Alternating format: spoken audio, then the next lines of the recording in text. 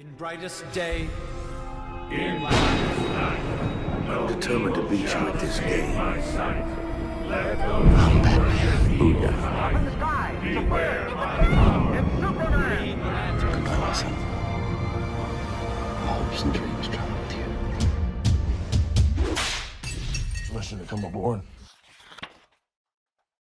Bien bonjour les Inxios et je vous accueille aujourd'hui pour le deuxième groupe de ce tournoi des covers Aquaman, ce grand tournoi des covers Aquaman qui a commencé avec un premier groupe qui recensait les covers de 1961 à 1989. De mémoire, il y avait 106 covers à classer et on en avait sélectionné 15 uniquement qui vont s'afficher à l'écran.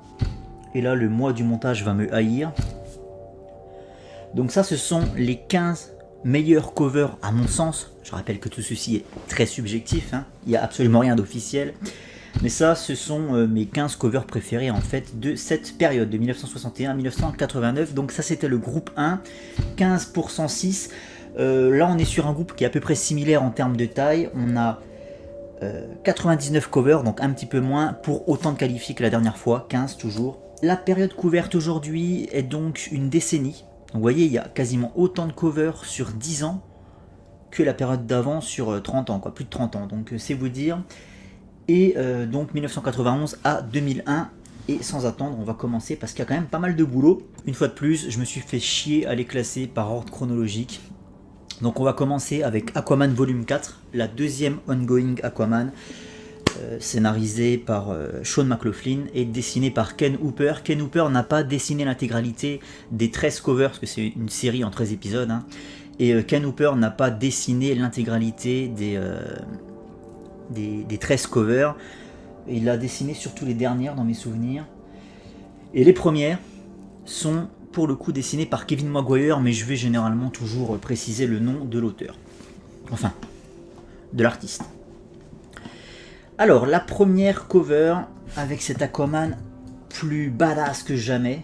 Je sais pas si vous pouvez voir là que il a un visage assez rude. Il est vachement vénère et c'est très rare de le voir comme ça. C'est plus du tout le boy scout auquel on était habitué pendant l'âge d'argent. Là, on sent qu'il y a une évolution et puis on voit que les cheveux commencent aussi à pousser, hein. C'est un premier pas vers le Aquaman de Peter David. Une nuque longue, on appelle ça. C'est vrai que c'est pas très Jojo, mais c'est les années 90. Cette première cover, j'ai un peu de mal avec. Au niveau, je sais pas, de la perspective, il y a un truc qui me dérange. Au niveau des proportions, là, tu comprends difficilement en fait qu'Aquaman, il est en hauteur par rapport à Atlantide qui est derrière.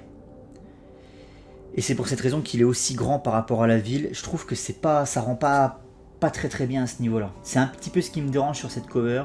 Il est en train de casser la gueule à un soldat Doomland, qui est la nation insulaire qui est en train d'attaquer Atlantide pour des raisons d'eau territoriale. Bref, cette cover pour l'instant je vais la mettre en barrage. Alors celle-là, bon c'est les années 90, il y a aussi un côté un peu bodybuildé à outrance, testostérone, tu sais, le mec c'est un tas de muscles, parfois à l'excès. Et là, pour le coup, c'est peut-être ce qui me dérange sur cette deuxième cover. Là, on dirait vraiment Dolph Lundgren dans les années 80. Il y a un côté Schwarzy aussi, tu sais, vraiment avec un cou qui est vachement imposant, une mâchoire énorme. Ouais, ça me dérange. Cet Aquaman, j'ai du mal à le reconnaître, là. Un peu too much, en fait, dans la musculature. Mais sinon, la pose est sympa. Je juge aussi, tu sais, les petits titres que t'as, qui sont pas du tout les titres des épisodes. Ça, j'ai jamais compris pourquoi. Mais en fait, à chaque fois, vous pensez que c'est le titre de l'épisode, mais c'est juste une phrase d'accroche, en fait, pour taper dans l'œil sur la cover. Donc là, ici, on a The Death of Poseidonis. Bam! Donc ouais, ça envoie du lourd, quand même, hein. Mais vraiment, ce côté un peu trop Schwarzy qui me déplaît. Donc je vais la mettre en éliminé. C'est pas les plus belles de la série. Il y en a qui vont venir après, qui me plaisent largement plus. Donc celle-là, elle va partir en barrage.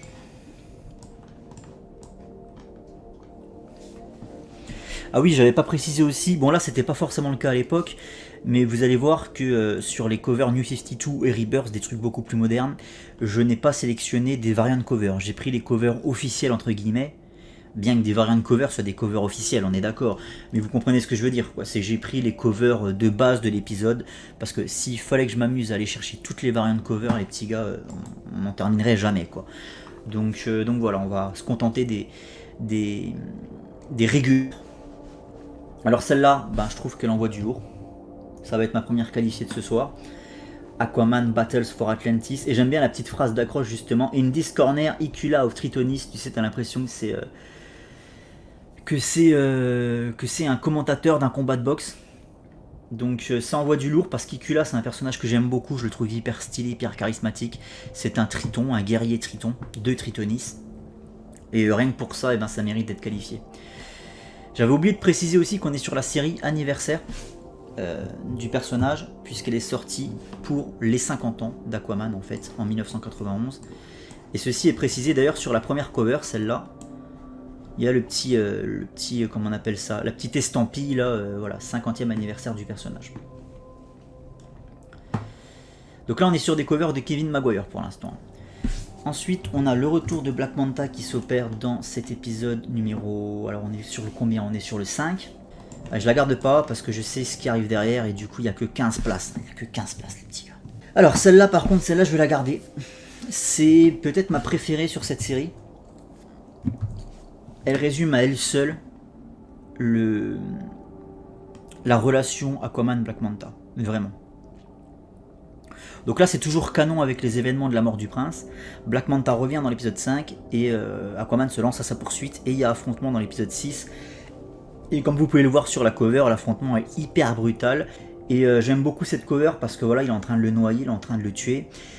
Et on voit qu'il est à bout, quoi. Il est complètement déchiré, son costume. Lui il pleure, il est en train de pleurer parce que c'est pas un acte qu'il fait avec... on va dire qu'il le fait pas de bon cœur, quoi. Il le fait pas de bon cœur, c'est juste la rage enfouie au fond de lui pendant toutes ces années qui ressort. Et du coup, voilà, c'est peut-être la fin du Boy Scout en fait. Et moi, cette cover, je l'aime énormément. Clairement, c'est ma préférée ouais, sur cette première série, donc on va la qualifier. Cette première série, qu'est-ce que je raconte? Première série de la soirée pour le coup. Celle avec Thanatos, bon celle-là pas besoin de l'agrandir, hein, c'est Aquaman face à son double maléfique Thanatos qui pour le coup, lui est vêtu du costume de 1986. C'était aussi un hommage à Neil Posner qui est décédé. Donc il n'était pas encore décédé, mais c'est quand même un hommage à son travail. On a conservé le costume bleu et pour le mettre sur Thanatos. Voilà. Ce qui permet en fait d'avoir un double maléfique mais pas vêtu exactement de la même manière. Donc pour le coup c'est pas plus mal. Celle-là je la gardais pas. Je la trouve pas... Je sais pas, il se passe pas grand chose quoi. Par contre je vais pas en dire autant de la prochaine. Alors celle-là je la kiffe. Ça c'est le NKV Démon. NKV Démon c'est un assassin russe qui est engagé par une société secrète qui ne dit pas son nom. Ou si, mais j'ai lu ça il y a pas mal de temps en arrière et je m'en rappelle plus, mais on imagine une espèce de société secrète pilotée par des grands de ce monde, des grands entrepreneurs, enfin des hommes très puissants et fortunés, en fait, et qui envoie cet assassin russe à la poursuite d'Aquaman pour le tuer. C'est un épisode qui se passe intégralement hors de l'eau, et j'avais adoré cet épisode parce que ça permet à Sean McLaughlin de faire le point sur ce que vaut Aquaman quand il n'est pas dans son environnement naturel. Et on voit, bon là pour le coup il pleut, donc c'est quelque part comme s'il était resté sous la flotte, et on va voir qu'il est aussi puissant sur terre que sous l'eau quand il y a de l'eau, de la vapeur d'eau et de la pluie, quoi, de l'humidité. Mais ça permet de faire le point aussi sur sa manière de se déplacer. Donc Sean McLaughlin c'est celui qui va introduire l'idée du super bond, qui va être reprise après par Geoff Jones. Voilà, il arrive à bondir à des distances hallucinantes. Voilà, il est extrêmement fort, même en dehors de l'eau, et c'est pour cette raison que j'ai adoré cet épisode. Et puis il y a Batman, je sais pas si vous le voyez, il est au fond, sur un bâtiment, en train d'assister à la scène, parce qu'il fait partie de l'épisode, et ce que j'avais adoré, c'est qu'il n'arrive pas à tenir la cadence, en fait, parce que c'est un épisode très orienté action, c'est quasiment que de la course-poursuite et de la baston. Donc c'est pareil, ça permet de redynamiser cette série. En fait, cette série de Sean McLaughlin, elle est vraiment géniale. Moi, je vous invite à la lire. Elle fait 13 épisodes, ça se lit très vite. Il est resté que 1 an sur Aquaman. Et après quoi, son travail a été relaunch. Mais vraiment, c'est une série dont on parle jamais. à part sur cette chaîne évidemment, et moi je vous invite à la découvrir, ça se lit vite et c'est très cool, vraiment. Puis ouais, cette cover elle est incroyable, avec la pluie qui tombe, le ciel violet très sombre derrière, magnifique, rien à redire, magnifique. Évidemment que je la qualifie. Et j'espère qu'elle ira loin cette petite. Aquaman The Drowning, donc là on va être sur un diptyque, une histoire en 2 épisodes, le 9 et le 10 d'ailleurs je les ai pas mis dans le bon ordre, voilà, c'est comme ça normalement. Une plateforme pétrolière qui explose, je crois, à cause de l'intervention d'un groupe d'éco-terroristes qui sont les Sea Devils. Les Sea Devils, c'est un groupe éco-terroriste, comme je viens de le dire, qui a été créé en 1960, si je dis pas de bêtises. Alors attendez, je regarde mes notes. C'est pas très pro de faire ça, mais ouais, c'est ça, créé en 1960. Et donc du coup, eh bien, Sean McLaughlin les réutilise, et Peter David va aussi les réutiliser. Parce qu'évidemment, ils sont liés à la mer, donc c'est très cool de les avoir dans une histoire Aquaman, bien qu'à la base, quand ils ont été créés, ils n'étaient pas du tout liés à Aquaman. C'est après qu'on les a liés, quoi. Quoi qu'il arrive, ici, on voit qu'il tient un pélican qui est complètement mazouté, c'est une image assez forte. Il y a pas mal d'images d'ailleurs, dans mes souvenirs, très forts dans cet épisode. On a Arthur qui est plus vénère que jamais, parce qu'en fait, il est en train de lutter contre une marée noire. Donc en fait il va casser des gueules. Puis là on fait aussi le point sur tout le côté un peu écolo du perso, quoi. C'est un défenseur de l'environnement avant tout, Aquaman. Bon, donc là on le rappelle très clairement. Sean McLaughlin il le rappelle beaucoup ça. D'ailleurs au tout début du run, tu as une séquence avec une baleine qui est sur le sable de la plage en train de mourir. Et qui est échouée, quoi. Et c'est Aquaman qui vient aider les gens à la remettre à la flotte. Donc j'aime bien parce qu'on prend vraiment en compte le fait que c'est un personnage qui est amoureux de la nature avant tout. Ah, je la qualifierais bien, franchement. Allez, je vais les qualifier. Non, je vais les mettre en barrage. Parce que c'est vrai que la catégorie verte, c'est celle dont je suis sûr que je ne redescendrai pas. Alors ça s'est passé sur la tier list précédente. J'en avais redescendu une que j'avais qualifiée pourtant. Mais après voilà, je suis un être humain. Ça m'arrive aussi de changer d'avis entre temps. Alors, bon, celle-là, je vais pas la garder, une espèce de grosse créature du Loch Ness, l'épisode est pas spécialement très intéressant en plus, même si on n'est pas censé parler de l'épisode, on est censé parler uniquement des covers, et ne juger que la cover sans savoir ce qu'il y a derrière. Alors par contre, celle-là, elle est incroyable, Icula encore et toujours, donc je vais la garder.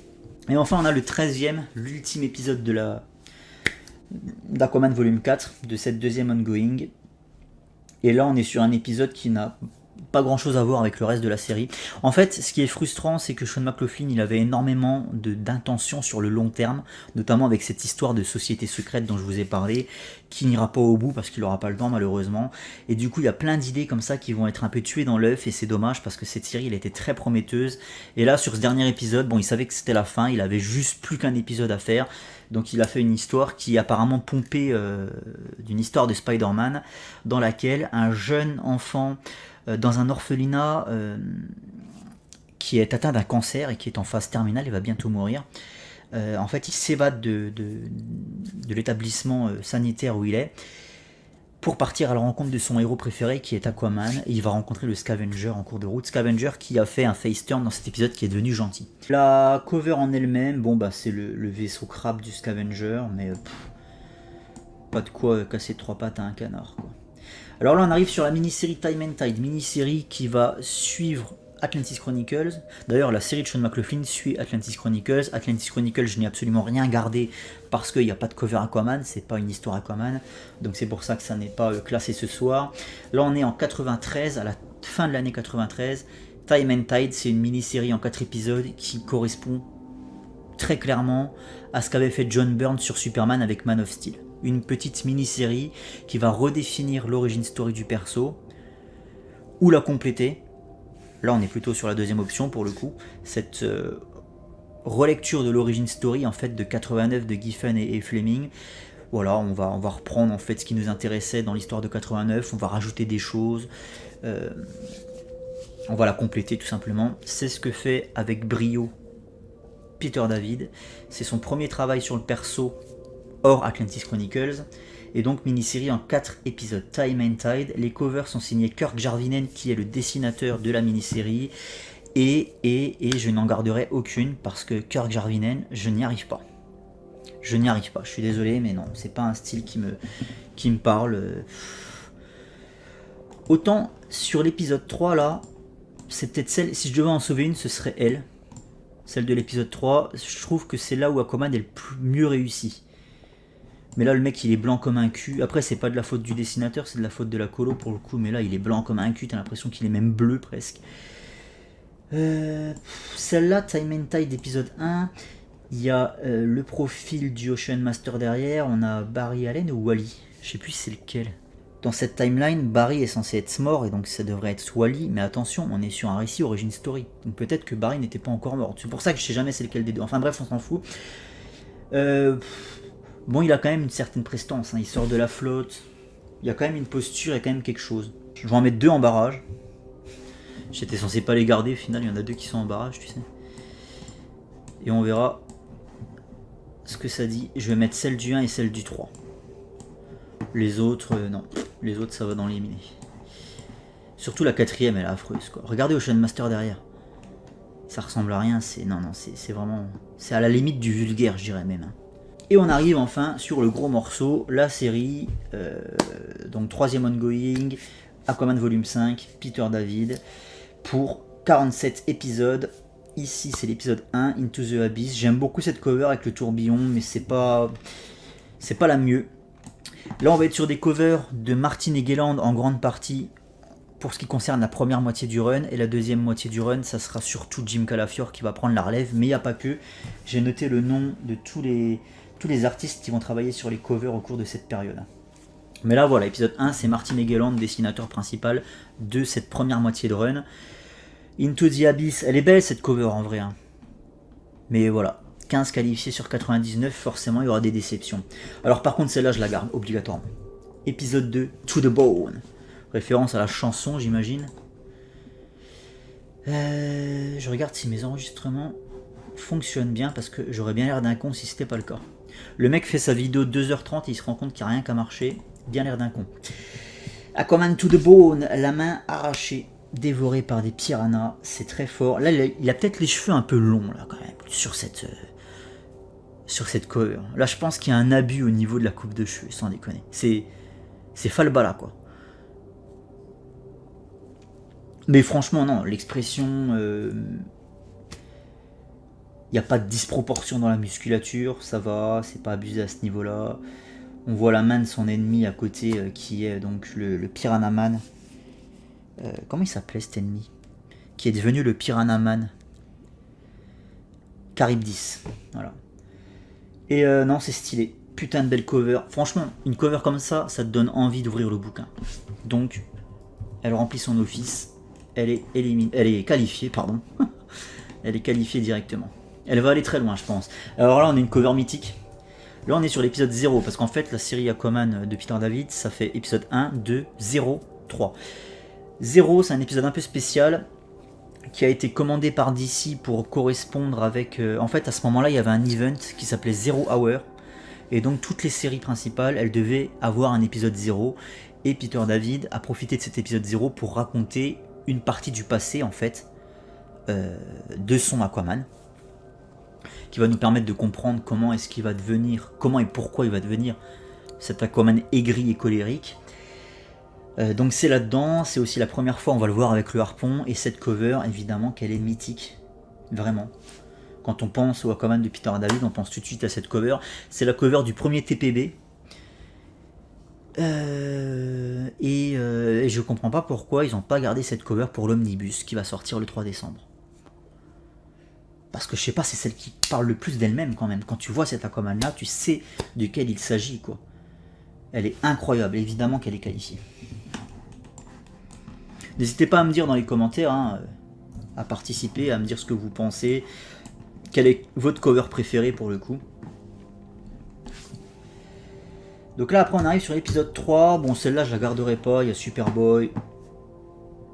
Et c'est le Superboy des années 90, il est ridicule, il a un look vraiment ridicule. Cover signé Tom Grummett. Hop, je la garde pas. Ensuite, un affrontement contre Lobo. Et celle-là, elle est assez rigolote. Alors, il y a bien un épisode où il se bat contre Lobo. Parce qu'en fait, Lobo, vous savez qu'il a des dauphins de l'espace. Et de temps en temps, sur leur temps libre, ces dauphins de l'espace, ils vont nager avec leurs cousins terrestres. Et sauf qu'il y en a un qui se retrouve dans les filets d'un pêcheur. Enfin, il y en a deux qui se retrouvent dans les filets d'un pêcheur. Et il y en a un qui se fait zigouiller, il y en a un autre des dauphins qui arrive à s'enfuir et à remonter au ciel. Et il va retrouver Lobo, il va lui expliquer que l'autre est mort, quoi. Et donc Lobo, on a touché à ces dauphins, t'imagines bien qu'il est ultra vénère, donc en fait il va descendre pour aller péter la gueule au pêcheur. Et Aquaman va s'interposer, mais Aquaman va aussi péter la gueule au pêcheur. D'ailleurs c'est un épisode dans lequel Aquaman laisse crever un pêcheur à la fin. Quand je vous dis que le Boy Scout est terminé, à la fin de l'épisode, alors c'est des pêcheurs japonais dans mes souvenirs, et à la fin de l'épisode, je crois que leur bateau a coulé ou quelque chose comme ça, il y a un pêcheur qui se retrouve en plein milieu de la mer, et Aquaman qui lui dit quelque chose du genre je vais pas te tuer, t'inquiète pas, mais rien ne m'oblige à... C'est une petite référence, mais rien ne m'oblige à te sauver, quoi. Et il y a les requins qui viennent commencer à tourner autour du pêcheur, il se fait dévorer par les requins et Aquaman n'intervient pas. Voilà. Personnage qu'on va retrouver plus tard d'ailleurs dans le run, parce qu'il est pas mort, personne ne meurt jamais vraiment dans les histoires de super-héros, mais j'avais trouvé ça incroyable de voir Aquaman remonter à ce point.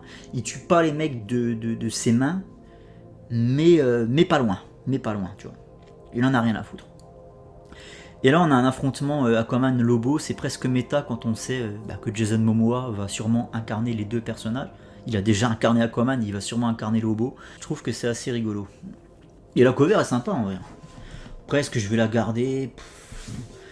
Moi, je vous disais que j'aimais bien mes covers préférées, c'était celle où Aquaman était dans son élément. Bon, là, vous allez me dire qu'il est dans la flotte. Mais ça manque peut-être un peu de poésie, je sais pas. Elle est sympa, elle est bien dessinée, je dis pas le contraire. Mais après, de là à la garder... Et puis la prochaine, je la garderai pas non plus, je la trouve pas très jolie. Là, c'est le style de Jim Calafiore, on le reconnaît tout de suite. Jim Calafiore, c'est l'autre dessinateur principal de la série, qui va être un petit peu présent sur les premiers épisodes, mais surtout présent sur la fin, la deuxième partie du run. Et donc voilà, il signe cette cover. Le style de Calafiore est assez spécial, même le style d'Egeland est assez spécial en vrai.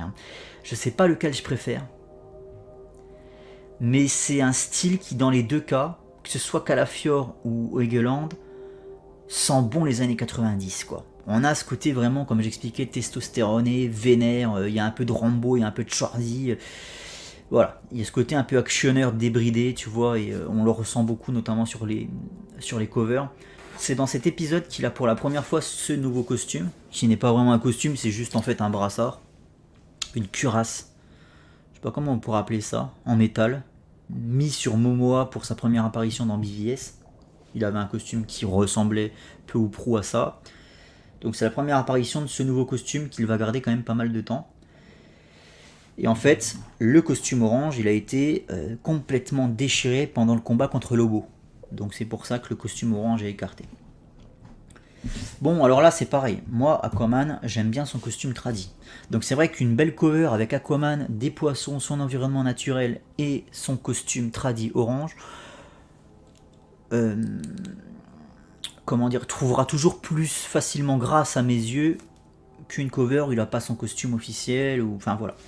Là pour le coup c'est des tentacules d'une pieuvre géante, la cover je la trouve pas spécialement marquante, elle dégage. Épisode 6, et là c'est tout le génie de Peter David pour l'épisode 6, il fait intervenir un groupe de super vilains créé par Jack Kirby en 1971 dans les New Gods, qui s'appellent les Deep Six, qui sont en fait des paradémons, donc ça appartient à l'univers de Darkseid. Hein. Et donc ce sont les Deep Six, et là il les fait venir parce que c'est l'épisode 6. Et c'est pas incohérent en fait, la manière dont il les fout dans son histoire, il y a le clin d'œil à Jack Kirby, il y a le numéro 6, mais il fait pas ça que pour ça. Ils ont un sens dans cette histoire. Et ça c'est toute la maestria de Peter David, c'est d'aller chercher des personnages, que ce soit Dolphin, que ce soit les Deep Six par exemple, ou encore plein d'autres personnages, les Sea Devils qui va faire revenir, Arion, enfin bref, il y en a plein. Il va reprendre plein de personnages oubliés de chez DC, ou très peu mis en avant généralement, et il va les incorporer dans son run d'une manière extrêmement naturelle. Ils ont tous un rôle, ils ont tous quelque chose à faire, ils sont pas là juste pour le kiff, pour le clin d'œil quoi. Bon, la cover en elle-même, je la trouve pas ouf. C'est une cover, celle-là, qui est signée Mike Mignola. Bon, une cover qui restera pas dans les annales en ce qui me concerne. Ensuite, épisode 7. Toujours les Deep Six. Pareil, un truc qui me dérange un peu sur les covers, généralement, c'est les fonds blancs comme ça. Moi j'aime bien quand il y a un décor derrière, et quand on me fait un aplat, que ce soit du blanc, du gris, peu importe, ça me dérange un petit peu. C'est le cas sur cette cover par exemple, tu vois, donc je la garderai pas. Là l'épisode 8, c'est la fin de ce mini arc, avec les élémentaires de feu et d'eau, dont le combat forme un 8. Comme vous pouvez le constater, il y a Arthur au centre et il y a un 8 là. Donc c'est plutôt bien pensé. Pareil, j'aurais préféré que le fond derrière soit pas juste une couleur unie comme ça. J'aurais préféré voir des nuages, voir un coucher de soleil, quelque chose un peu plus...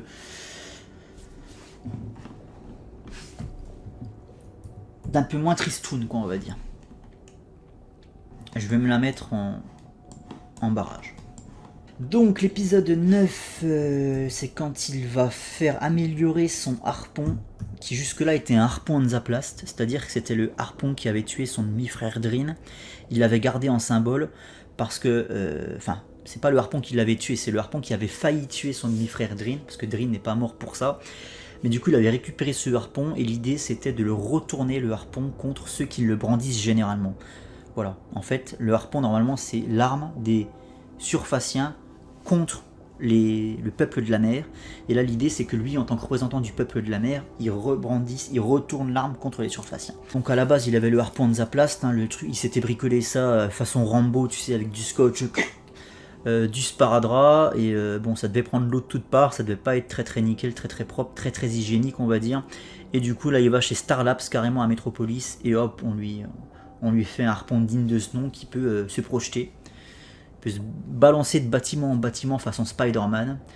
Et ce que j'aime bien dans cet épisode, pour le coup, d'ailleurs on le voit sur la cover, c'est que c'est très super héroïque. Là, t'es au-dessus des bâtiments, il y a un côté, comme je viens de le dire, Spider-Man, je sais pas, t'es au-dessus des bâtiments en train de te balancer, tu te bats contre un bonhomme avec une armure volante. Et c'est ça qui est très fort aussi, une fois de plus, dans le run de David, c'est que le mec multiplie tellement les situations que tu lis jamais la même chose. Il te balade de truc en truc et c'est excellent, quoi. J'aime bien la position des persos, j'aime bien avoir le fond, la ville comme ça en fond. La cover est plutôt sympathique, hein. Qui c'est qui l'a dessinée, celle-là? C'est un mec pas connu, en tout cas que moi je ne connais pas. Joe Saint-Pierre. Ben, Joe Saint-Pierre, tu vas en barrage. Alors, une petite avec Kyle Rayner. Kyle Rayner qui est un Green Lantern débutant à ce moment-là en fait, et du coup le mec fait des trucs de débutant, il fait des trucs d'apprenti qui n'ont absolument aucun putain de sens. Il entend à la radio ou à la télé, non à la télé, il entend à la télé qu'il y a un requin qui sème la terreur au large des plages américaines, qui a tué un couple de plongeurs d'ailleurs, et du coup il décide d'aller buter le requin. Gros, t'es Green Lantern, qu'est-ce qui t'arrive? T'as pas que ça à foutre d'aller buter un requin qui s'est juste défendu contre deux pêcheurs qui plus est, tu vois. Et du coup, il part bien en tête pour aller buter le requin, et du coup, Aquaman se dresse face à lui, il lui dit mais qu'est-ce qui t'arrive, gros, laisse-le tranquille, c'est mon pote, tu vois. Et là, c'est stylé, hein, cette cover avec cet énorme alligator créé par l'anneau de Kyle. La cover est quand même très très jolie, hein. A little green in the gills, un petit peu de vert dans les branchies. Ouais, je l'aime bien aussi, mais c'est pareil, c'est pas non plus le coup de cœur absolu qui me la ferait qualifier directement. Dolphin et Aquaman, bon, la cover est pas sans sas. Celle-là, je la trouve absolument hideuse. Pourtant, c'est Mera, un retour de Mera. Mais alors, j'ai un souci avec cette Mera. Déjà, cette couronne, qu'est-ce que c'est que cette couronne? C'est quoi ce délire? C'est des griffes de dinosaures, qu'est-ce qui se passe? La couronne, je comprends pas. Le costume aussi, j'ai l'impression que c'est un pyjama. Il y a un truc qui va pas. Dans la texture. Elle est beaucoup trop baraque, cette Mera, elle est pas sexy, bordel. Qu'est-ce que c'est que ça? Elle a une posture de femme sexy, mais elle l'est pas, là. Je suis désolé, elle l'est pas. Et puis même son visage, pas très réussi, quoi. Je peux pas zoomer plus, mais... bof, hein. Non, ça dégage. Désolé, Mera, mais... t'étais bien plus jolie quand t'étais dessinée par Nick Cardy, hein. Et tu les seras encore plus quand tu seras dessiné par Cedric. Aquaman Arena.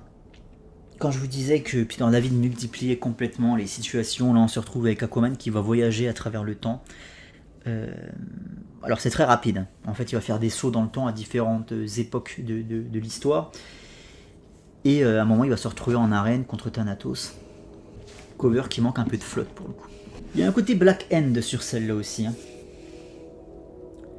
Aquaman Underworld.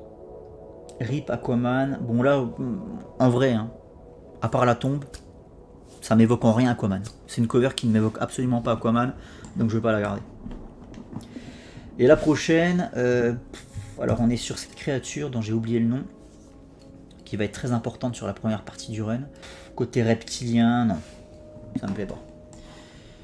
Ça ne me plaît pas. Autant la créature en elle-même est stylée, très dangereuse, mais autant sur la cover comme ça, non, elle prend trop de place, non. C'est pareil, j'ai pas l'impression de voir une cover Aquaman, quoi. Et là on a un affrontement contre la Justice League, une cover qui partait d'un bon sentiment. À ce moment-là, Atlantide elle est remontée à la surface, je ne vous dirai pas pourquoi, il faut lire Peter David, il y a l'omnibus qui sort le 3 décembre les petits gars, hein. Donc lisez ça, et surtout avant, lisez Atlantis Chronicles, vous regardez la série de vidéos Atlantis Chronicles que j'ai fait sur la chaîne, parce que sans ça vous n'allez rien comprendre au run de Peter David, je vous le dis vraiment. Moi j'ai fait cette connerie la première fois de lire mes 2 TPB sans avoir eu Atlantis Chronicles, j'ai compris, je vais pas dire que j'ai compris que Pouic, c'est faux, mais en fait ce que je comprenais c'était qu'il s'était passé des trucs de dingo que je n'avais pas lu, voilà, et du coup ça me dérangeait. Donc oui, c'est bien beau, les mecs ont sorti l'omnibus avec les agneaux, avec les 3 numéros d'Anabnet. Bon, ils n'ont pas précisé qu'il fallait quand même lire Atlantis Chronicles avant, quoi. Parce que ça va manquer cruellement. Bref, à ce moment-là, Atlantide elle est en dehors de l'eau, mais elle est toujours protégée par son dôme. Donc elle est à la surface, et la Justice League vient voir parce qu'Aquaman il fait un peu de la merde. Donc la Justice League, c'est une Justice League un peu cheapos, hein. Il y a le Martian Manhunter et Wonder Woman dans mes souvenirs, et il y a Guy Garner qui est devenu le Warrior. Et puis il y a 2-3 Gugus un peu no-name, un peu bidon là. Vraiment une Justice League de seconde zone qui vient rendre visite à Aquaman. Il y a affrontement dans la cité d'Atlantide, il leur met la branlée du siècle. C'est magnifique, il leur met la branlée du siècle. Après, comme j'expliquais, c'est pas la Justice League Prime, hein. Mais voilà, en tout cas, ce combat contre Wonder Woman n'existe pas dans l'histoire. C'est dommage parce que franchement, la reine de combat, elle est stylée, quoi. T'es sur ton globe, avec l'océan à perte de vue, et là, t'as l'affrontement des deux guerriers de la Justice League, Aquaman contre Wonder Woman. Franchement, c'est stylé, l'idée est bonne, mais, dans la réal, ça va pas. Et Gilland, il a du mal avec les femmes. Il les fait beaucoup trop bodybuilder. Alors, il y en a qui vont me traiter de macho, de sexiste ou quoi, et je les emmerde en fait. Moi, je suis 100% hétéro et j'aime bien les femmes jolies, sexy, bien faites. Et là c'est pas le cas, je suis désolé, elle est affreuse, quoi. Puis cette coupe de cheveux en arrière façon Tina Turner, là, ça me dérange aussi, quoi. On dirait presque la figurine dégueulasse que Tobuki a. Donc non, Wonder Woman, elle me pourrit la cover, là. Alors, celle d'après est aussi connue, celle du numéro 17, parce que c'est celle du 2e TPB. Je rappelle qu'il y a 2 TPB qui existent actuellement pour le run de Peter David, et le TPB numéro 3 n'est jamais sorti. Et donc ça, c'est la cover du 2e. Donc Atlantide derrière sur son rocher. Lui qui s'élance, j'ai jamais compris la dynamique de cette cover en fait. Comment est-ce qu'il se retrouve aussi haut dans les airs, sachant qu'il a rien pour accrocher son grappin? Tu vois, je comprends pas l'idée en fait. C'est pas en quoi on pensait de cette cover. Je vais la mettre en barrage. Là, une cover avec Dolphin, alors qui a exactement la même posture que les dauphins derrière. Personnage très stylé, Dolphin, mais c'est pareil, là sur cette cover, j'aime pas du tout. Évidemment, une imitation de la nageoire caudale avec ses cheveux, avec sa tignasse, c'est pas très jojo, quoi. Non, ça me plaît pas. Tac. Une cover avec des tentacules un peu partout, c'est pareil, ça me plaît pas du tout. Ça, c'est la cover du TPB Tempest, la mini-série de Phil Jiménez. Et d'ailleurs, c'est Phil Jiménez qui est au dessin, c'est magnifique. Phil Jiménez, c'est la branlée absolue. Encore plus maintenant qu'à l'époque, mais déjà à l'époque, je trouve que ça envoyait du lourd. Le problème, c'est que c'est une cover Tempest, quoi. Donc, je vais pas montrer ça aux copains, quoi. Tu vois, à la base, on est là pour juger. À la fin, ça va être le tournoi des covers Aquaman. Garth, avec tout le respect que je lui dois, j'en ai un peu rien à foutre, quoi. s'il n'y a pas Aquaman sur la cover. Le numéro 21, celle-là elle est affreuse. Affreuse, en fait elle est triste au niveau des couleurs, ça manque de vie. Pareil, c'est vert, t'as l'impression qu'il est dans un lac pollué, je sais pas où. Mike Zeck. Ça c'est la cover qui aurait dû être celle du 3e TPB. Voilà. On peut la trouver, on peut trouver ce TPB qui n'existe pas, hein, ce Book 3, Book 3. On peut le trouver sur internet, sur Amazon il existe, mais tu peux pas le commander parce qu'enfin il existe. Il y a cette miniature, mais le bouquin n'existe pas. Il a dû être annulé pour faute de vente, j'imagine, j'en sais rien. Mais voilà à quoi aurait dû ressembler le TPB numéro 3. Celle-là, elle est tout simplement affreuse. La coupe de cheveux L'Oréal. Plus ça va, plus il a les cheveux longs. Jusqu'où ça va aller, bordel de merde. Bientôt, il va avoir les cheveux jusqu'aux chevilles. Là, ça va pas du tout, cette histoire. Non, ça, c'est moche. Hein. Ah, je suis désolé, mais c'est moche. Hein. En plus, c'est pareil, on est à la surface. On est à la surface, t'as l'impression que les poissons qui l'accompagnent sont en train de nager et non pas de sauter. En fait, leur mouvement est beaucoup trop horizontal. Tu vois, je sais pas, je trouve que leur mouvement est beaucoup trop horizontal. T'as pas l'impression qu'ils sont en train de sauter hors de l'eau, mais t'as l'impression qu'ils sont en train de courir. Tu sais, dans les airs, c'est très bizarre. Mais non, je la trouve pas chouette celle-là. Donc ça dégage. Alors, celle du 23, par contre, là on parle. Là, il y a la team. Là, il y a du monde. Il y a un Sea Vols, il y a Arion, il y a cette demoiselle asiatique, Tsunami, je crois qu'elle s'appelait. C'est ça, c'est Tsunami? Putain, j'ai un doute. Mais voilà, il y a toute sa petite team. Il a le drapeau de l'Atlantide. Par contre, c'est quoi le truc derrière? Ah oui, c'est la météorite. Qui n'est pas une météorite. Mais je ne vais pas trop vous en dire. Cette énorme tête de mort qu'on avait déjà vu dans Atlantis Chronicles. C'est stylé. Hein. Alors, Surgical Strike, elle est sympa. Mais non, je la garderai pas. Alors celle-là, j'appelle ça... Je suis désolé, je manque de respect à l'auteur, mais je vais essayer de pas trop le faire quand même. Mais il y a un côté Alex Ross, mais du pauvre. Tu vois, tu sais, le côté photoréaliste peint et un peu vintage aussi. Moi, ça me rappelle Alex Ross. Alors, c'est clairement pas Alex Ross, on le voit. Hein. Le visage, ça va pas. Il est bouffi. J'ai l'impression qu'il a 20 ans de plus.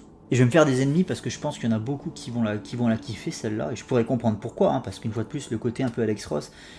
Mais, non. Il y a un truc qui ne fonctionne pas sur moi. C'est le visage d'Aquaman. Hein. Je le reconnais pas, quoi.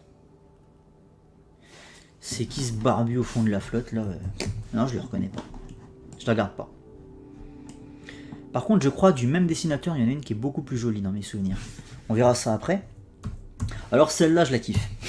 Ne me demandez pas pourquoi. Icebreaker, je la kiffe. Alors une fois de plus, un épisode qui démontre tout le génie de Peter David, parce qu'en fait, il faut bien comprendre que Peter David, sur un run aussi long, il a dû jongler aussi avec des events, des crossovers qui ne le concernaient pas à la base, mais qui impactaient quand même sa série en fait. Je pense à Zero Hour, je pense à Final Night, il y a Millennium Giants aussi qui arrive un peu après, il y a l'event Ghost aussi, et en fait à chaque fois il s'en tire avec une maestria exemplaire, le mec est très fort. En fait il arrive à faire coïncider des events qui impactent l'univers d'ici avec sa série de la plus belle des manières, et une fois de plus ça c'est un exemple flagrant ici. J'aime beaucoup cet épisode et j'aime beaucoup cette cover. Je vais la garder. J'aime bien, moi, quand on voit pas le héros, mais quand on le reconnaît. Tu vois, j'aime bien ce côté iconique. La main qui sort de l'eau. D'ailleurs, ça me rappelle l'affiche du film Aquaman, mais tu voyais juste la main gantée avec le trident qui sortait de l'eau. Et du coup, t'as pas Momoa sur l'affiche. Et ça déglingue, et ça déglingue. Et j'aime bien, moi, cette idée de la main qui jaillit hors de l'eau. Là, c'est le harpon. Icebreaker. Moi, je kiffe, je vais la garder. C'est con, mais, mais je l'aime bien, celle-là. Celle-là, elle m'avait tapé dans l'œil quand j'avais commandé mes issues. Déjà, elle m'avait tapé dans l'œil. Donc c'est que c'est un coup de cœur quelque part. Ah, j'ai des goûts un peu bizarres. Hein. Il y en a qui vont me reprocher de ne pas avoir choisi le Alex Ross du pauvre et puis d'avoir pris juste une main qui sort de la flotte. Mais je suis comme ça, qu'est-ce que vous voulez que je vous dise? Alors l'autre, attention, c'est spoiler absolu, mais celle-là, elle va être conservée. Elle va être conservée, toute la détresse du personnage qui tient un être très très cher dans ses bras qui semble mort. Voilà. Spoiler absolu sur cette cover malheureusement, mais elle est ouf. Elle est ouf parce que ça c'est typiquement la cover que quand tu vois, tu te dis faut à tout prix que j'arrive à cet épisode là, faut vite que j'arrive à cet épisode là, tu vois. Donc évidemment que celle-là elle est conservée. Alors une avec le Martian Manhunter, ouais, bon, sympathique, mais non, je la garde pas. Celle-là je vais directement la dégager à la grenade, parce qu'en fait c'est la nouvelle forme de Black Manta et j'ai beaucoup de mal avec ça. J'ai Peter David qui a voulu faire revenir Black Manta mais sous une forme complètement autre, voilà, une espèce de créature des profondeurs. Et bon, j'ai du mal. Et celle-là elle est sympa, je l'aime bien. Là pour le coup c'est un aplat noir vous allez me dire, mais ça correspond à une ambiance. Il est seul dans les ténèbres et rien ni personne ne semble vouloir répondre à ses appels télépathiques. Elle est sanglante. Celle-là, elle me parle, j'aime bien. D'ailleurs, je l'avais sélectionnée pour... j'avais fait une petite vidéo dans laquelle je m'étais amusé, en fait, à vous montrer à quoi pourrait ressembler une collection Aquaman chez Urban Comics. Cette vidéo est trouvable sur la chaîne. Hein. Ça s'appelle Urban Comics et Aquaman. Et en fait, j'avais retravaillé les covers comme ça, pour voir à quoi elle pourrait ressembler si c'était Urban qui éditait les bouquins, tu vois. Et alors celle-là, je vais la garder. Alors celle-là, elle est ouf. Tous ces requins qui sont complètement excités par la flux de sang, la phrase d'accroche qui est écrite justement en lettres de sang, ah, celle-là elle tape, Alors le Swamp Thing, bon, rien d'exceptionnel, je ne garde pas. Celle-là, je la trouve moche. Aquaman qui se transforme petit à petit en Cordax. C'est pas, non, je la trouve pas belle. Alors celle-là par contre elle envoie du très très lourd. J'aime bien l'idée que ce Triton, donc ça c'est Triton, qui est en train de péter la gueule à Aquaman, il est en train de casser le titre. J'aime l'idée. J'aime la dynamique de cette cover. Je vais la garder. Mais en barrage pour l'instant. Que je suis pas sûr de la garder jusqu'au bout, ça va dépendre de qui aura d'autres derrière quoi. Bon celle-là quand il y a des gros robots comme ça ou des espèces de trucs un peu à la Iron Man ça me dérange un peu. Donc je la garde pas. C'est un épisode avec Animal Man. Alors celle-là parlons-en. Elle est belle. Avec les poissons, comment on appelle ces poissons? C'est des poissons arc-en-ciel ça? Avec ces poissons pleins de couleurs là qui passent juste devant l'objectif. Aquaman qui est pris en contre-plongée sur son trône de côté comme ça, qui regarde vers nous. Ah, elle est stylée en vrai. La posture du souverain. Le trône en forme de coquillage. C'est évidemment une cover qui va inspirer plus tard ce que j'ai là derrière. Qui est signé Paul Pelletier. Qui va aller très très loin celle de Paul Pelletier. Je pense qu'il y a moyen que ce soit la gagnante du tournoi, mais on va pas spoiler. Puis de toute manière, j'en sais rien parce qu'on va être plusieurs à voter. Et puis, oui, restez avec nous parce qu'en fait, sur la dernière vidéo qui sera donc la phase finale, où toutes ces covers vont se rencontrer depuis les 32e de finale jusqu'à la finale, on vous demandera très souvent de participer pour nous départager. Et puis moi, j'ai envie aussi de faire participer un maximum de gens parce que j'ai pas envie de me dire cette cover. C'est entre guillemets la plus belle cover Aquaman élue par 3 connards, tu vois. J'ai envie qu'il y ait un maximum de gens qui votent, qui participent, pour qu'en fait on ait la cover qui mette tout le monde d'accord. Je pense que c'est Paul Pelletier est bien parti en vrai, parce que c'est quand même une dinguerie. Mais celle-là est très jolie. All Hail the King, et d'ailleurs ça va être la cover du TPB, de l'Omnibus, pardon. Ça là, les petits gars, ça va être la cover de l'Omnibus, qui sort le 3 décembre, je le rappelle. Et petite parenthèse, il y a des gens qui m'ont demandé ce que je pensais de l'annonce de la prochaine série Aquaman, qui sera Aquaman volume 9, scénarisé par Jeremy Adams, dessiné par, j'ai bouffé le nom du mec, Robbins quelque chose je crois, enfin bref. J'en parlerai dans la 4e tier list, parce que du coup, la cover qui est sortie, je vais la garder, et elle fera partie, du coup, c'était pas prévu à la base, mais parce que là, l'info est sortie il y a 2 jours, Mais du coup, la cover qui est sortie là, qui sera celle du premier numéro de cette nouvelle série à paraître en janvier 2025, cette cover elle fera partie du tournoi. Et donc quand on arrivera à cette cover, je vous dirai ce que je pense de tout ce qui a été annoncé pour l'instant. Encore un event avec lequel Peter David a dû composer qui s'appelle Genesis, et dans cet épisode il va nous raconter la journée, dans mes souvenirs c'est la journée d'un paradémon qui est censé attaquer la Terre. Il nous explique d'où vient ce paradémon, etc. Et c'est... Non, ça va trop loin, ça va trop loin. C'est pas ce que je voulais faire. On la redescend, je la garde pas. Je ne la garde pas. Et ouais, l'épisode est sympa par contre. Alors, on retrouve Jim Calafiore, là, une cover un peu spéciale. Alors, j'aime pas du tout, il y a un aspect un peu caricatural, je trouve. Tu sais, un peu enfantin, caricatural. L'Aquaman derrière, il est bizarre. Je trouve très très bizarre. Par contre, ce qui se passe à ce moment-là du run, c'est très cool. C'est en fait Atlantide qui est à la grande Poséidonis, qui est à la surface de l'eau, en fait, comme je vous l'avais expliqué. Et en fait, l'idée, c'est de commencer à établir des liens avec la surface. Et donc, du coup, eh ben, on ouvre les portes de l'Atlantide au monde de la surface, et il y a des touristes qui viennent, etc. Et j'avais bien aimé l'idée. Après, la cover en elle-même, je la garde pas. Elle est rigolote. Mais voilà, de là à participer au concours de la plus belle cover Aquaman, ça dégage, on est d'accord. Ensuite, celle-là, alors là on a un changement de typographie, je ne comprends pas pourquoi. Aquaman écrit en tout petit en haut à droite, et la cover je la trouve pas belle. Voilà, le visage en gros plan comme ça, non ça va pas du tout. En fait, les visages comme ça en gros plan, ça fait ressortir tous les défauts de Calafiore, je trouve. Celle-là je la garderai pas non plus. Alors celle-là je l'aime bien. Ça me fait penser presque à une cover des Contes de la Crypte quoi. Et puis même le titre Till Death Do Us Apart. Même le titre, il y a un côté Contes de la Crypte. Je sais pas, ça me fait marrer. Le seul truc qui me dérange sur cette cover, c'est... Ouais, en plus il y a Power Girl, je viens de voir ça, c'est pour ça que je me suis tué l'espace d'un instant, je viens de voir Power Girl derrière dans l'entrebâillement de la porte là. Ah, toujours c'est... Ah ben c'est un atout pour une cover hein, d'avoir Power Girl dessus, on va pas se le cacher. Hein. C'est même deux beaux atouts. Non mais là je l'aime beaucoup. Le truc... Alors c'est pas Mera hein, sur la cover, pour ceux qui pourraient... On pourrait le penser que c'est Mera, mais non, c'est une super vilaine...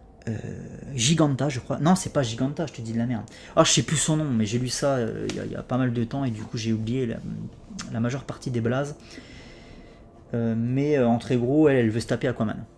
Son rêve c'est de se taper Aquaman et elle vient un peu lui pourrir la vie quoi.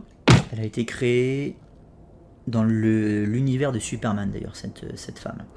Bon bref, ce qui me dérange sur cette cover c'est le visage d'Aquaman, regardez on le reconnaît pas, il est pas... non. C'est dommage parce que celle-là je l'aurais presque gardée. Parce que j'aime bien le délire. Mais Aquaman il tire une gueule improbable sur la cover. Et donc du coup je la garderai pas. Celle-là je la garde pas parce qu'une fois de plus, le visage en gros plan chez Calafiore ça va pas. Ça va pas du tout. On voit tous les défauts du visage. Non c'est pas... Regardez, on dirait qu'il a une morphologie très simiesque. Regardez, je le remets là pour pouvoir zoomer. Il a une morphologie très simiesque quoi. C'est très étrange. Et c'est pas beau. Et c'est pas beau du tout. Le fameux Event Millennium Giants, la cover horrible. Je déteste les deux Superman rouge et bleu là, je trouve le concept débile. Je déteste ce concept des Superman. Je déteste cet épisode, il est vraiment mauvais pour le coup. Voilà, là Peter David il a pas fait que du bon boulot non plus. Là l'épisode est vraiment naze quoi, avec ces géants qui attaquent, c'est nul à chier. Ça dégage, j'ai même pas envie d'en parler. L'épisode après est très cool avec ce dinosaure qui est un ami d'enfance d'Aquaman, sauf que il a grandi et puis donc du coup il va terroriser des petites stations balnéaires, il va foutre un maximum de bordel. Un épisode très touchant que je ne spoilerai pas, mais on a la participation de nos amis Jay Garrick et Alan Scott. Sentinelle à l'époque, c'était plus Green Lantern, c'était Sentinelle. Mais je la garderai pas. Je la garderai pas. Même si c'est toujours cool d'avoir Jay Garrick et Alan Scott sur une cover, mais bon. Pas de coup de cœur. Celle-là, par contre, je pense que je vais la sélectionner. Épisode 45. Épisode 45. Épisode 45, c'est Ron Lim. Et d'ailleurs, il a fait le 46. Et donc les deux là, qui sont l'une à côté de l'autre. L'autre avec Triton est très belle aussi.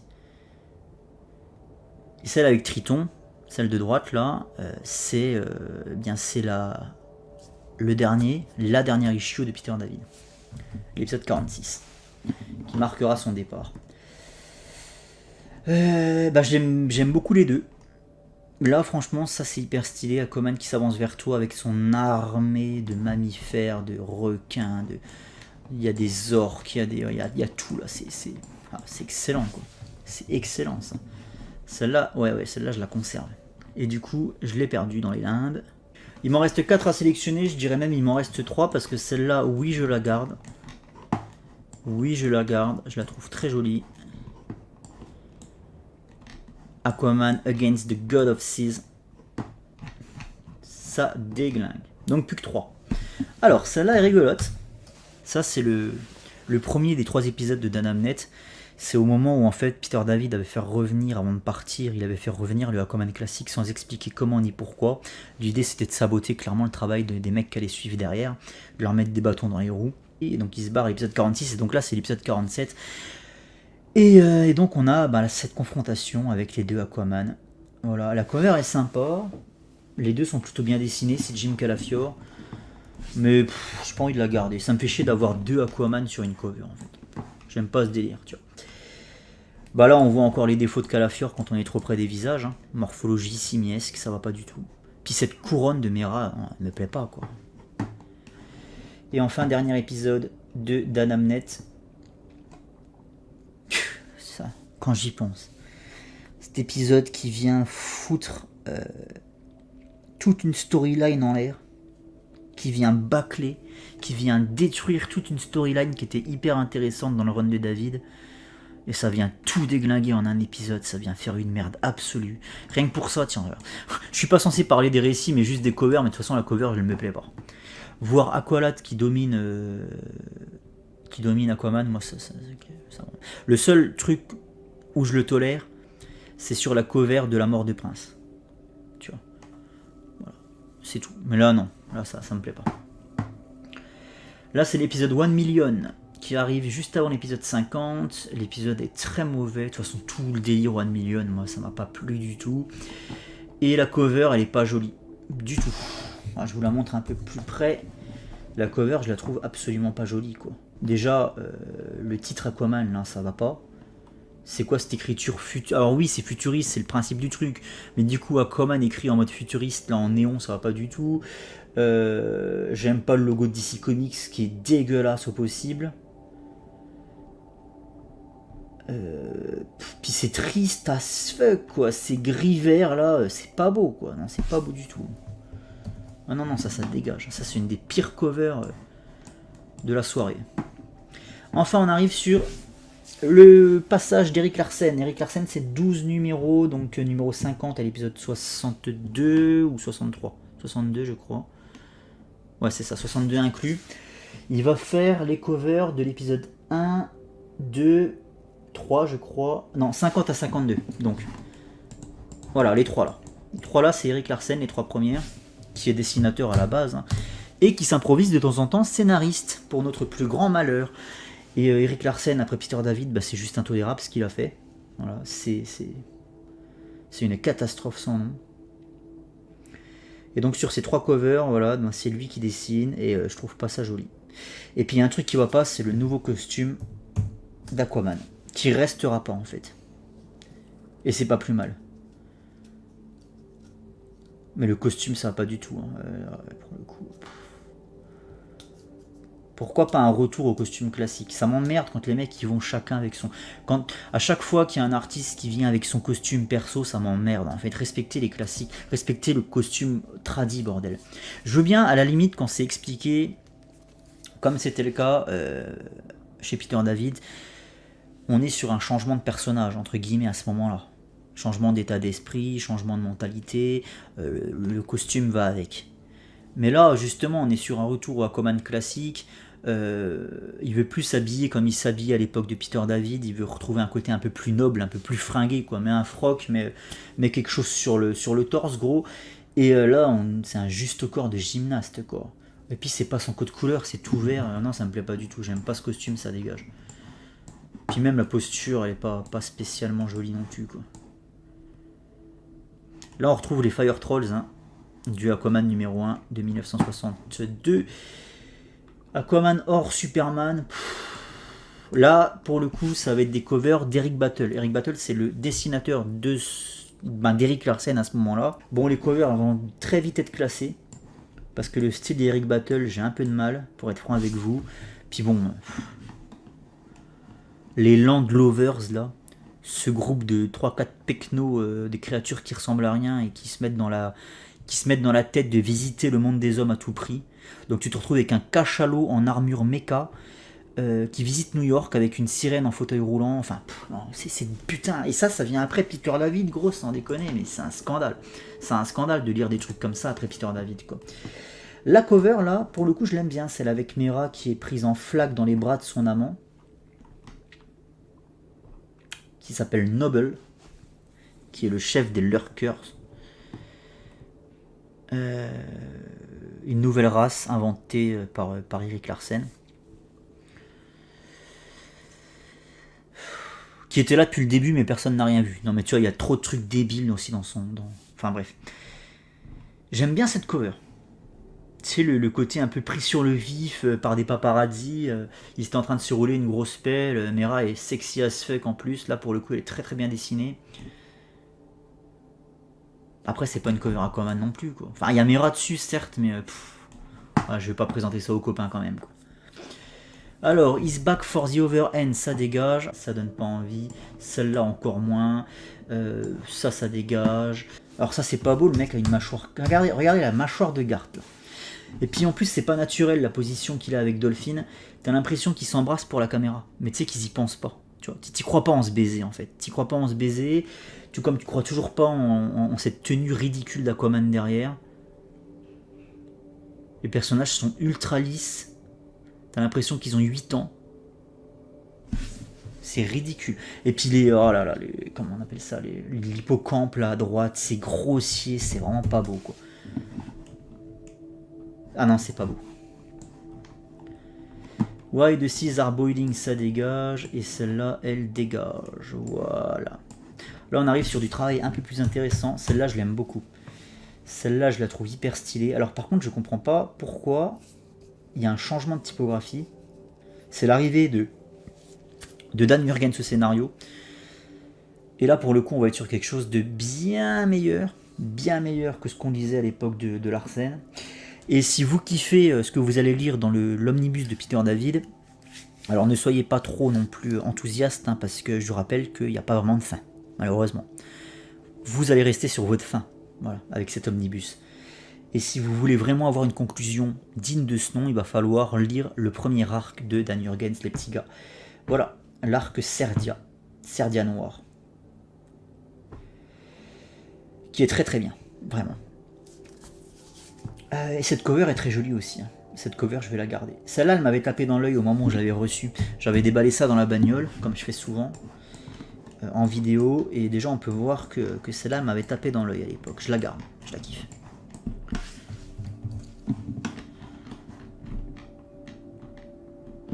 Je l'ai encore perdu. Donc là on est sur des covers signés Mike Kaluta, qui n'est pas le dessinateur à ce moment-là, parce que le dessinateur c'est, je le rappelle, Steve Epting. Et c'est dommage parce que Steve Epting c'est magnifique, là on ne pourra pas le voir. Mike Kaluta c'est un peu en dessous. Bon, ces covers sont quand même assez sympas dans l'ensemble, mais une fois de plus, il n'y a rien de transcendant en ce qui me concerne.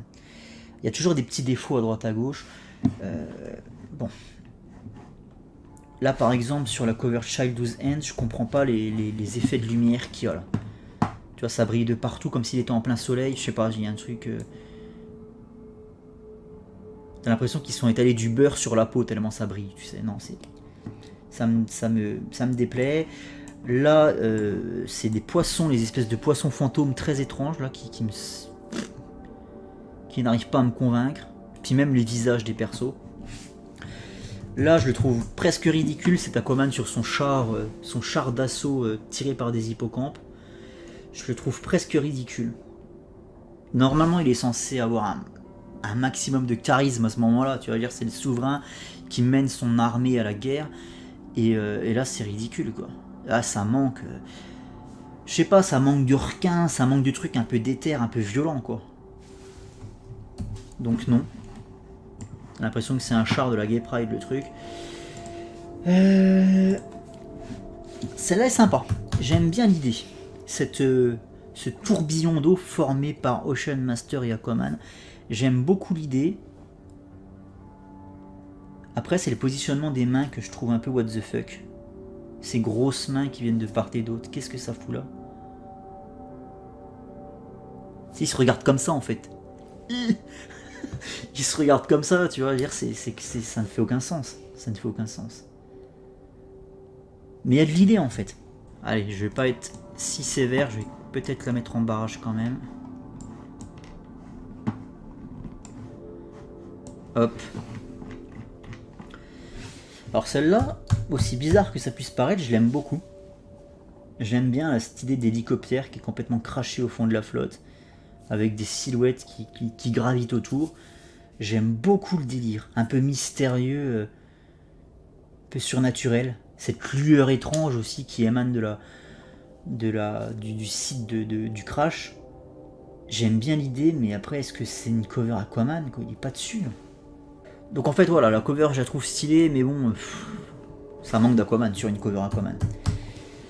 Et celle-là c'est pareil, il y a de l'idée, il y a le soleil couchant derrière, il y a la ville, il y a la boussole. En fait ces covers elles sont hyper chargées, peut-être même trop par moment en fait, ces covers à Kaluta.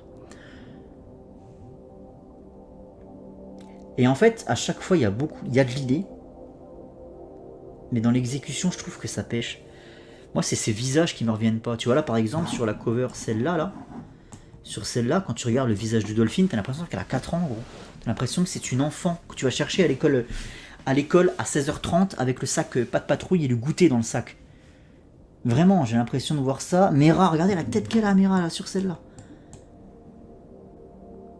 Et que ça, et tiré, tu sais, t'as l'impression que c'est Nicole Kidman, là, tu vois, elle a les traits hyper tirés, elle a abusé de la chirurgie esthétique, elle ressemble à rien. Là, on a dans cet épisode le Warlord, qui est un vieux personnage aussi, qui a été écrit en quelle année? J'avais noté en 75. Et du coup, Dan Jurgens est allé chercher ce personnage.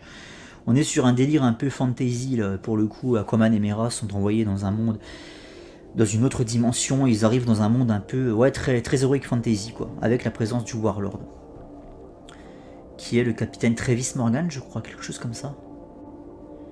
Qui était un mec qui a été parachuté au mauvais endroit pendant la Deuxième Guerre mondiale, dans mes souvenirs. Là, je ferai un prix de groupe là, sur toutes les covers que vous avez à l'écran. Je les classerai en rouge, hein, je suis désolé, mais ça va pas. Là, Mera, sur celle-là, alors là, celle-là, qu'est-ce qui se passe là? Cover beaucoup trop chargé. Beaucoup trop chargé. Les hippocampes en bas à gauche, ça servait à rien. Tout comme ça, là, c'est quoi ça qui tient dans la main? Qu'est-ce qui tient dans la main, Aquaman? Puis regardez, proportionnellement, c'est pas possible. Aquaman derrière, il a... Là, pour le coup, il est un petit peu trop maigre. Ça va pas.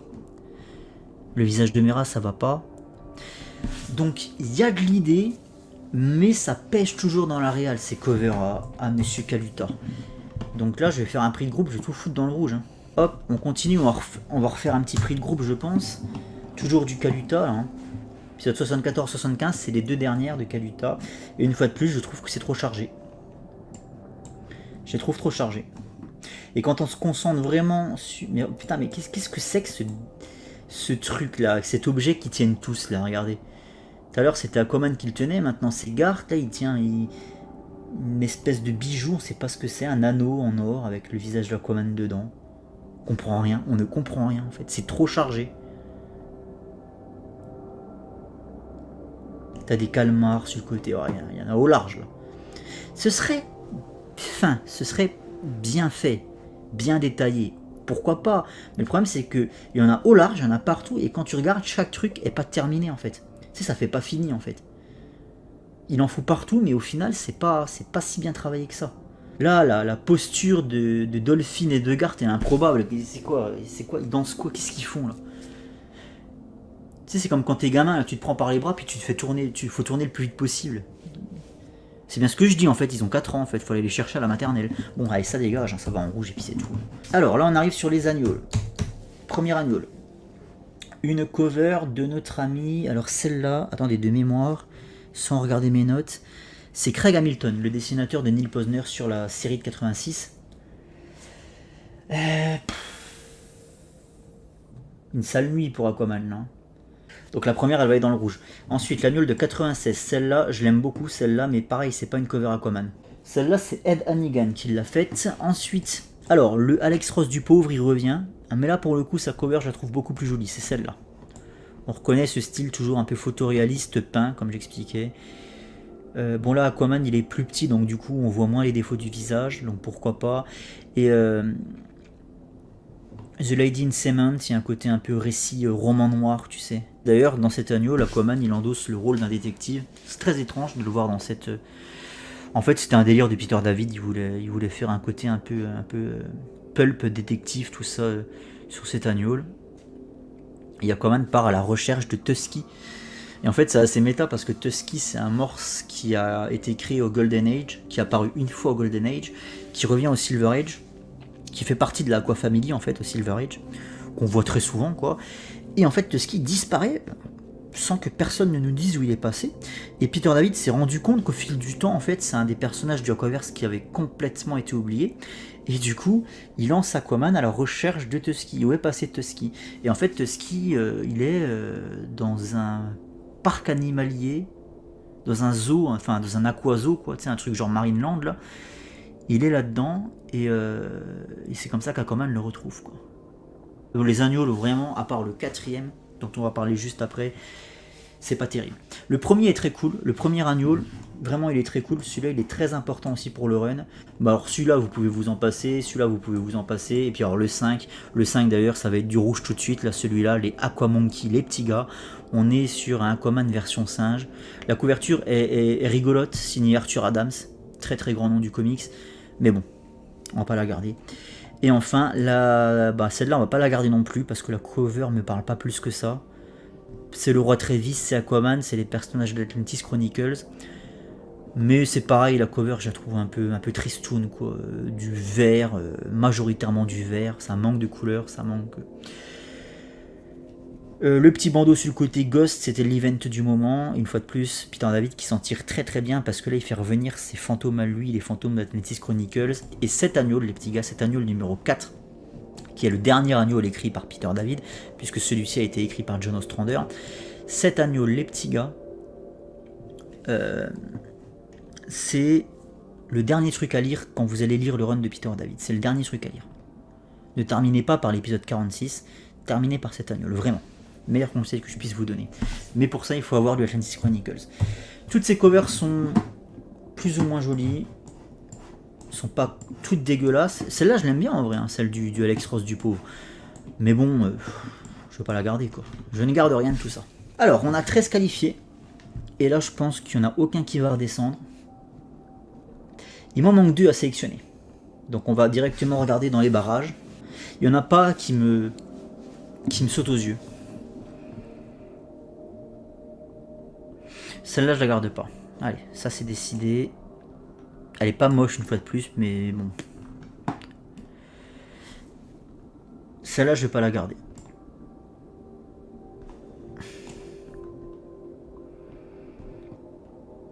Celle-là non plus.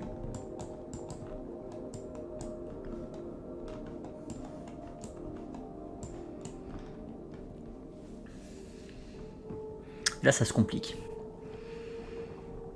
Celle-là, je la garde pas.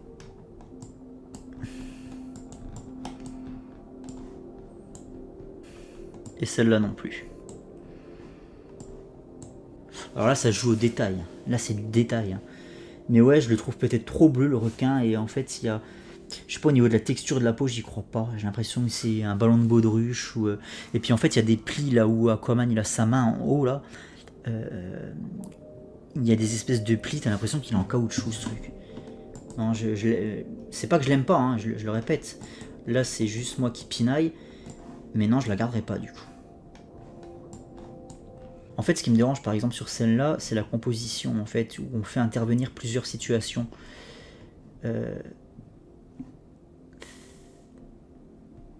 Un peu comme un best-of de ce qui va arriver dans l'épisode, tu vois ce que je veux dire. Je vais pas la garder. J'aime beaucoup celle avec le Green Lantern là quand même.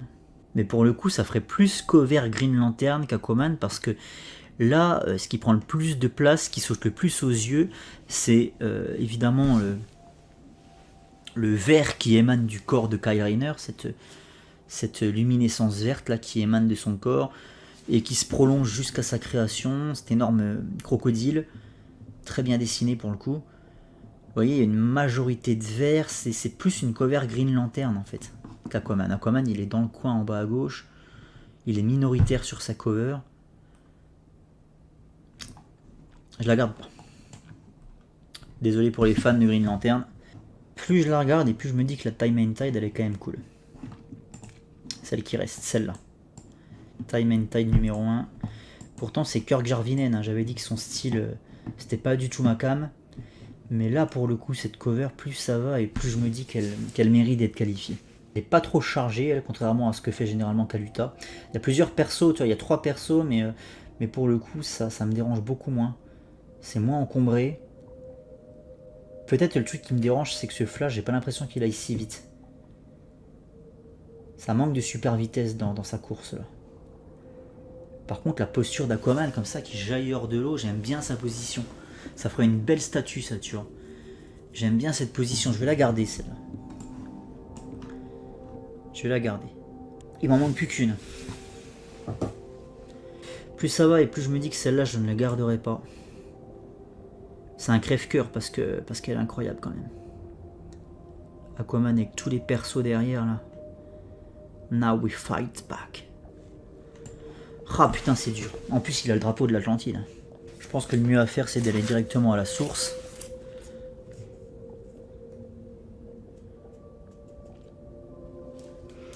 Quand on regarde la gueule des poissons, en fait quand on s'attarde vraiment sur les détails, on voit que ça manque de finition je trouve.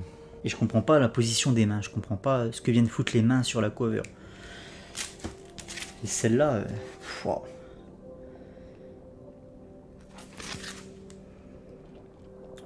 Celle-là, elle envoie quand même. Je pense que je vais garder celle-là en vrai. Alors en fait, j'ai redescendu celle-là. J'avais expliqué que quand une cover était en vert, généralement elle pouvait pas redescendre. J'ai menti.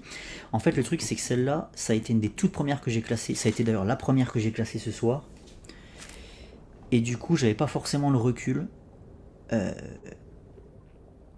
Et je me rends compte que j'en ai déjà une avec Ikula et que je préfère l'autre. Et je me rends compte aussi que je préfère Echo Wars, vous voyez par exemple. Celle-là, avec le pélican plein de mazout, je le préfère à celle-là en fait. Et là où c'est un crève-cœur, c'est donc du coup, celle-là je la garde pas. Celle-là c'est un crève-cœur parce que je la trouve incroyable aussi. Je sais pas, le titre Drowning et tout, je la trouve ouf. Mais je ne la garde pas. Celle-là du coup je ne la garde pas. Et là il m'en faut plus que une sur les deux. Plus qu'une sur les deux.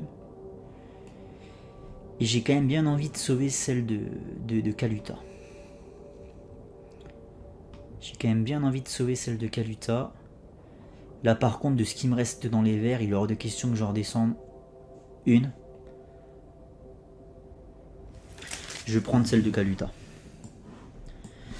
Là quand je les vois les deux comme ça, je la trouve plus originale, je la trouve... Il y a de l'idée, malheureusement comme j'expliquais, quand tu regardes vraiment dans les détails, c'est pas très Jojo, mais je sais pas, il y a quand même de l'idée, j'aime bien le mouvement. Et celle-là, Now We Fight Back, en fait si je devais relever un défaut, c'est le fait que les personnages ressortent peut-être pas assez, je trouve.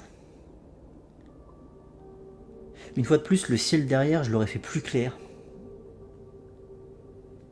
Plus, ouais, un bleu turquoise, un ciel beaucoup plus clair, quoi. Et la tête de mort, je l'aurais mis plus éloignée. Je l'aurais fait moins grosse, moins imposante. Parce que là, le problème, c'est que tout est au même endroit en fait. Il y a un côté un peu écrasé, tous les personnages sont écrasés au même endroit. Elle est très jolie, hein. Je suis en train de vraiment d'essayer de trouver des défauts pour la disqualifier, parce que ça m'emmerde de la disqualifier. Mais ouais, c'est ça vraiment qui me dérange un petit peu, quoi, quand on cherche vraiment le problème. Ouais, les petits gars, je me rends compte que j'ai complètement fail, parce qu'en fait, la cover Time and Tide ici, c'est pas la cover du Lishu numéro 1. En fait, la cover de Lishu numéro 1, elle est ici, donc je vais vous la montrer en gros plan, comme ça vous l'aurez vu. Tac, la voilà. Et comme vous pouvez le constater, elle est pas jolie du tout. Celle-là, elle dégage directement dans le rouge. Donc ça, c'est la cover de Time and Tide numéro 1. Et en fait, celle que j'avais sélectionnée par mégarde pour la tier list, c'est apparemment celle du TPB Time and Tide que je n'ai pas. C'est pour ça que je m'en suis pas rendu compte. Donc du coup, c'est bien ça les petits gars. Ça, c'est le Time and Tide TPB en fait. Voilà. La version collected, comme ils disent les Amerlocs. C'est la version collected. Et du coup, si je la remplace par la vraie Time and Tide numéro 1, celle que je vous ai montrée, et ben très clairement, elle part en rouge. Elle part vraiment en rouge pour le coup. Donc là il n'y a pas photo, je préfère largement celle de Martin Egeland là sur Aquaman volume 5. Voilà. Bon après sans regret, hein, ça c'était pas non plus un coup de cœur absolu. Donc c'est pas grave si elle est dégagée. Voilà les petits gars, on a nos 15 qualifiés pour ce groupe numéro 2. Et là, putain, quand je les vois, je me dis qu'elles sont toutes magnifiques et ça va être très compliqué de les sélectionner quand elles vont se rencontrer face à face. Mais heureusement, on sera plusieurs pour le faire parce que sinon, tout seul, j'aurais jamais pu, je pense. Et le plus beau reste à venir, hein. Je rappelle que sur les derniers groupes, on va quand même avoir du Ivan Reis, on va avoir du Stepien Sejic, on va avoir du Paul Pelletier, rien que ça les petits gars. Rien qu'à eux trois, je crois qu'ils ont signé toutes les plus belles covers Aquaman de ces dernières années. Donc ça va être hyper chaud quand ça va rencontrer Nick Cardy, quand ça va rencontrer ici du Kevin Maguire ou du Jim Calafiore. Oh là là là là. Mais en tout cas, je suis content de mes 15 qualifiés. Là, elles ont toutes de la gueule. Même, tu vois, celle-là, là, qui a été repêchée sur le fil. Echo Wars, bam. Elle est dingue cette cover. En tout cas, les petits gars, j'espère que cette série de vidéos vous plaît. Moi, en tout cas, je prends un vrai plaisir à faire ça. Ça me fait kiffer, voilà, mes conneries de tournoi, là. Et le meilleur reste à venir. Et je rappelle... Bon, ce sont des petites vidéos récréatives en attendant un plus gros morceau qui sera évidemment le Aquaman Chronicles sur le Golden Age. C'est juste qu'en ce moment j'ai pas spécialement l'envie de la faire cette vidéo. Alors, je la ferai, ne vous en faites pas, mais ça demande un peu de travail, ça demande de la concentration, ça demande aussi que j'ai pas les gosses à la maison, vraiment. Je préfère tourner dans de bonnes conditions et pas avoir les mômes qui piaillent, qui hurlent et qui courent dans le couloir à côté, enfin bref. Là en ce moment avec les vacances scolaires c'est très compliqué de trouver comme temps. Et puis le soir tu vois je préfère faire un petit truc décontracté comme ça, à sélectionner des covers plutôt que de me concentrer face caméra sur ce que j'ai à dire. Donc je la ferai, c'est juste que pour l'instant je laisse passer un petit peu de temps. On va faire ce tournoi et une fois que ce tournoi sera terminé, ben là je m'attaquerai à la vidéo sur le Golden Age les petits gars. Voilà. Merci à vous tous, on se dit à très bientôt pour la suite du tournoi avec petit teaser, le groupe 3 qui arrive. Le groupe 3 c'est la période New 52 et on va avoir également la série numéro 6 dont on ne parle pas beaucoup, celle avec Sub Diego. Donc pareil, dans mes souvenirs il y a des très belles covers et on aura un peu plus de qualifiés parce que ça va être le groupe le plus gros. On parle de 136 covers pour le groupe 3 et donc du coup on aura 21 covers qualifiés. 2003 à 2016, voilà ce qui vous attend dans la prochaine vidéo. Et la quatrième et dernière phase de pool, ce sera évidemment la période de 2016 à 2024 avec inclus la première cover du Aquaman de 2025 dont on va pouvoir parler du coup. 90 covers pour 13 qualifiés, ça sera le groupe le plus petit. Et ben voilà. Allez, ciao les zincs, je vous dis à très bientôt, prenez soin de vous, c'est le principal.